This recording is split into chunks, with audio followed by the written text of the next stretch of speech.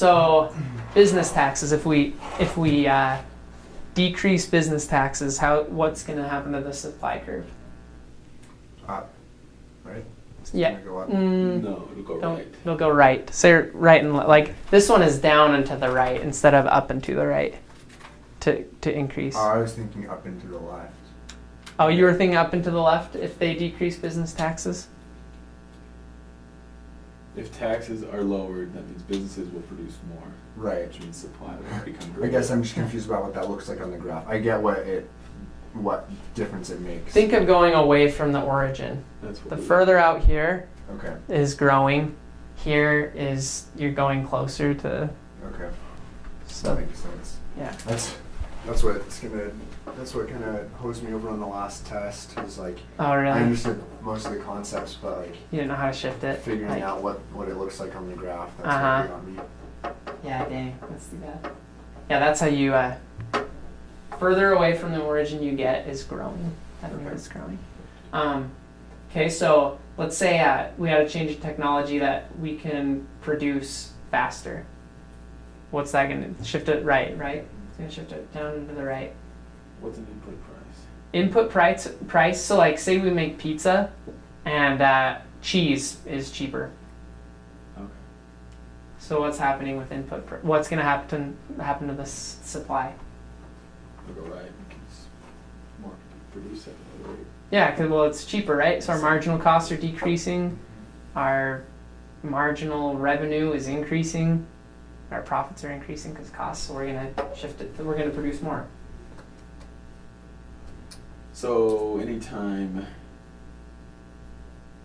I remember Brother Webb gave us some like super long, well not super long worksheet, but he gave us this worksheet that we were supposed to determine if it was aggregate supply or aggregate demand, and if it was going to go left or right.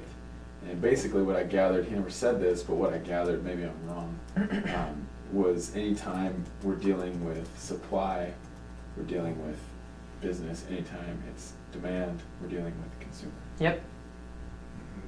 Okay. That's basically because businesses who supplies.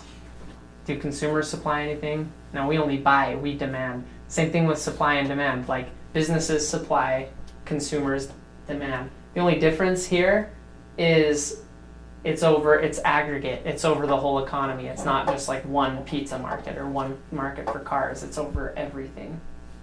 So like obviously a consumer's not going to supply anything, but businesses, could that affect the aggregate demand curve, like business consumption?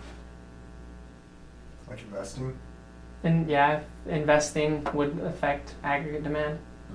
Okay. If businesses were to borrow more money because they wanted to enhance their technology or they wanted to increase research and development, that would shift aggregate demand because they're spending money to for a good or service, right? They're spending the money. They're borrowing, so investments popping up, which affects our C plus I plus G, which increases the aggregate demand. All right, so you guys good with those? Yeah. Short run? Okay, let's do long run shifters now.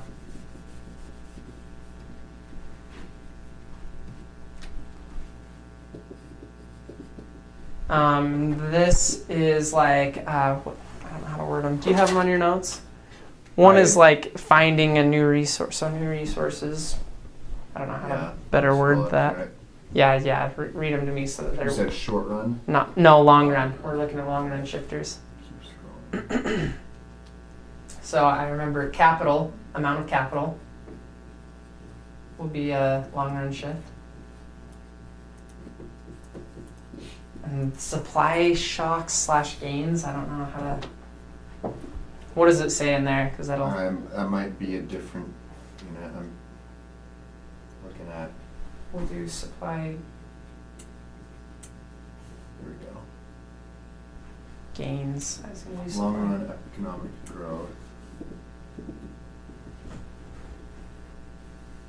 I've got like a dozen pages for every.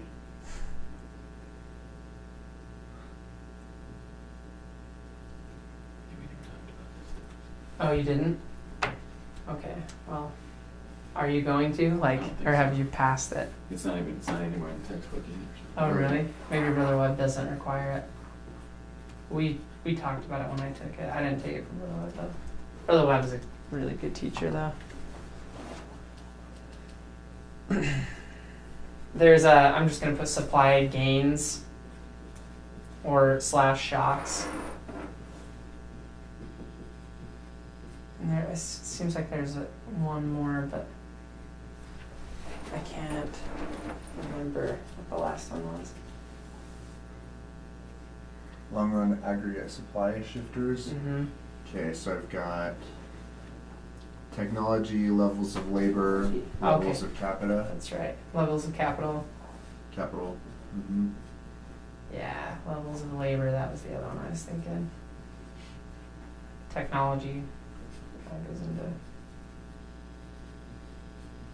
which also kind of goes into capital as well. Anyway, these things are long run shifters. So here's our long run.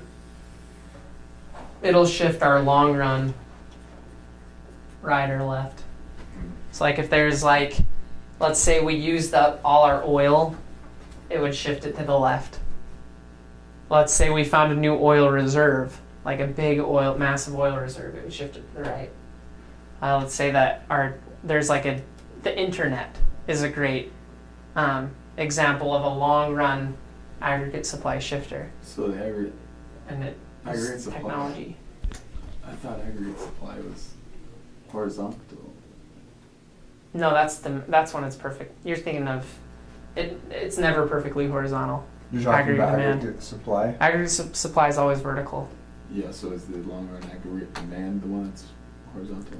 There's never a longer. It's never horizontal. It's only horizontal in like perfectly competitive markets, and that's in one. Those are 150 concepts. It's not in. So why have I seen that? I did see that too somewhere. It was like the line that went straight across and then like What are you guys talking about? Like, huh? I know it's a 150 concept. Maybe you guys were going over one of those, but that's basically saying that no matter what the price is, you're still always gonna demand, that much, and the market sets the price. So you can't. Supply won't ever change the price. They can either supply less or more, but the price is always the same. okay.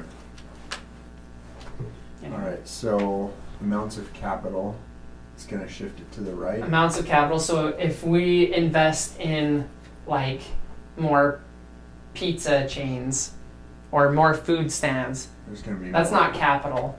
That's not going to do anything. But if we're investing, like if the government is buying bridges and roads, like that's capital. So when we invest in capital, we're planning for the future. We're, those, like I'm not going to consume a cheeseburger and it's gone. Like I'm going to spend money on something that's going to last. That's capital. So whenever we invest in capital, it shifts the long run aggregate supply to the right. Mm-hmm. And then supply gains. That was shift it to the right, and then shock shift it to the left. Levels of labor. Levers labor, higher like labor. population. If we have more labor, more people that are able to produce and work, it's going to shift it to the right. Whereas And if then there's less. And then improvements in technology also to the right. Mm-hmm. Okay.